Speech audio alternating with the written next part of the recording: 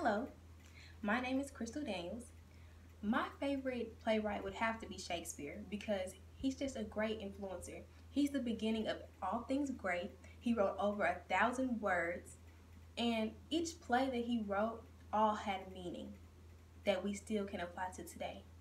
And his poetry, I wish that I could write poetry, but I can't. So I would rather read Shakespeare's. It inspires me sometimes, but I just can never get it. What interests you most about drama? Well, everything. Acting, writing, directing, mainly acting. I love just to be able to become a new person. Instead of being myself, I can leave all my problems and worries behind me, and when I step on stage, I become the person written on that paper, written in that script. Writing. I've written at least 2 scripts that were pretty small, but it's like I'm storytelling and I can write how this story begins and ends. With life, you can't do that. You don't pick your parents, you don't pick how you were born and what situation you were born into. But when you write a story, you can. You can create any and all characters in any and all situations and scenarios. Um, Directing. In ninth grade, I was co-director to the second play I did that year.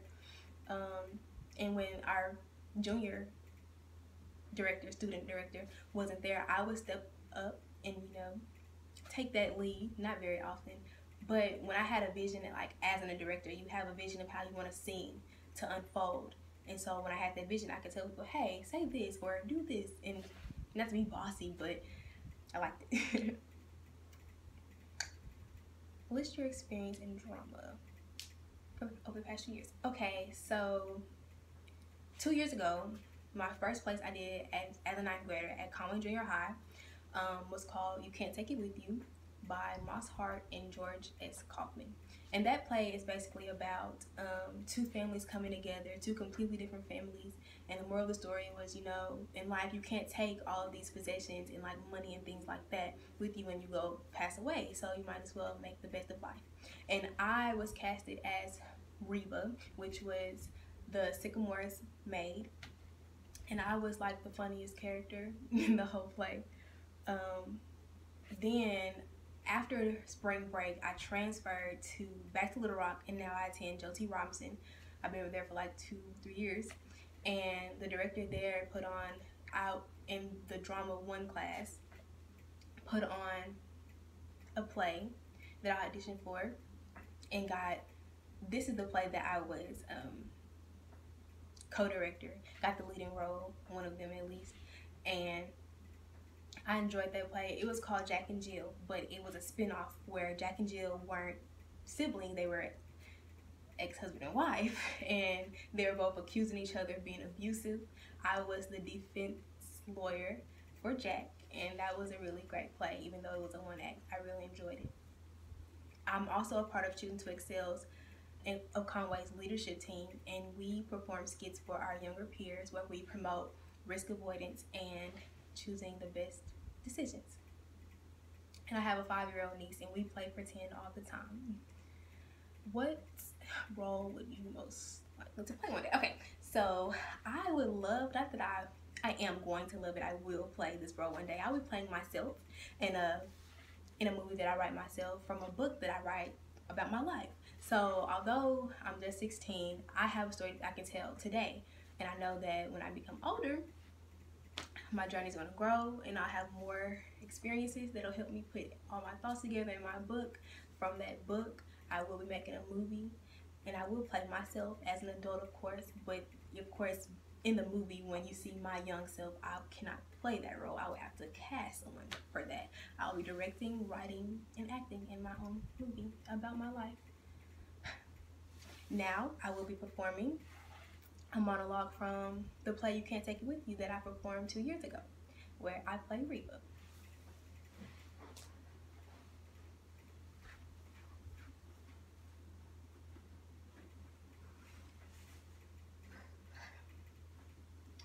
Finish the second act, Mrs. Sycamore?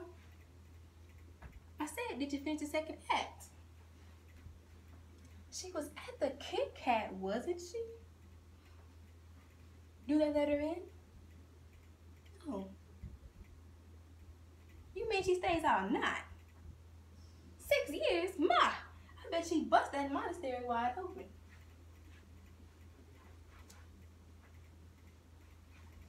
Miss Alice gonna be home today for dinner, Mrs. Sycamore? Well, she's only been home one night this week, but I'll set a place for her. Miss Essie's making some mighty good candy today. She's doing something new with coconuts. Oh, I always like that one. The wordplay, boom, boom.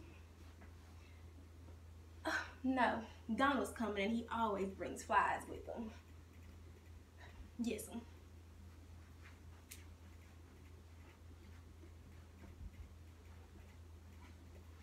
Let's see, 6 and Mr. DePinna, and then Mr. Collencoff comes, that makes 8, don't it? Yes, I better set for 8. Now what's for dinner? Cornflakes, watermelon, some type of candy Miss Essie's making, and some type of meat, but I forget. Donald, you sure did. Ooh wee, those flies in the kitchen. Oh, Miss Alice, you look beautiful. Where are you going? Stepping, huh?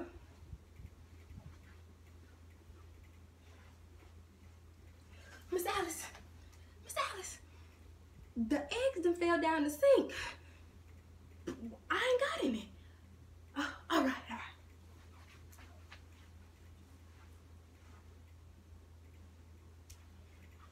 Yeah, left me in the same cell with the stripteaser from a burlesque show. Mrs. Kirby and the stripteaser, they were fighting all night. It's too bad, too. Miss Alice sure loves that boy. Oh, I don't know, mountains, someplace. And she's going all right. I know Miss Alice when she gets that look in her eye. I don't know what I'm gonna do with all that food out there in that kitchen. Ain't gonna be no party tonight, that's sure. Well, I'm cooking it, but I don't think anyone's gonna have an appetite. Well, they ain't. They're all so broken up over Miss Alice. Sure is. How's your head, Mr. DePinna? Better?